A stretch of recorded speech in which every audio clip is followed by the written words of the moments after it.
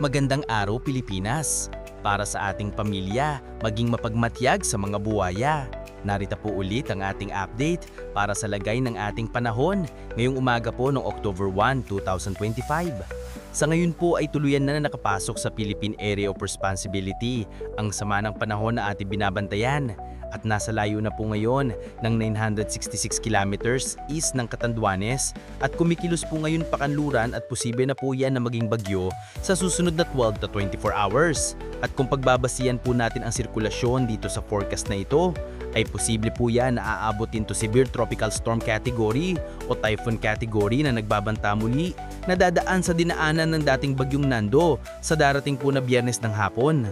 At ito naman po ay pinapakita ng forecast model na ating ginagamit hanggang po sa susugod na 2 linggo ay may 2 banta ng sama ng panahon na maaring na makaapekto dito sa ating bansa, ang potensyal na bagyong Paulo at next week may banta pa ng isa pa na bagyo na maaring na mabuo dyan po sa silangan ng Luzon.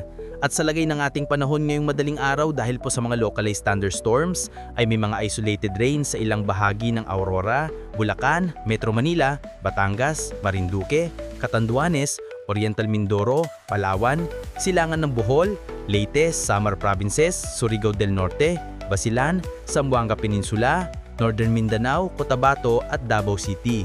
At mamaya ay sisikat pa rin ang araw sa malaking bahagi ng bansa pero may tsansa pa rin ng cloudy skies with isolated rains sa ilang bahagi ng Aurora, Bulacan, Metro Manila, Legazpi, Catanduanes, Palawan, ilang bahagi ng Cebu, Tagbilaran, Diwan, Surigao del Norte, Jolo, Sulu at Basilan.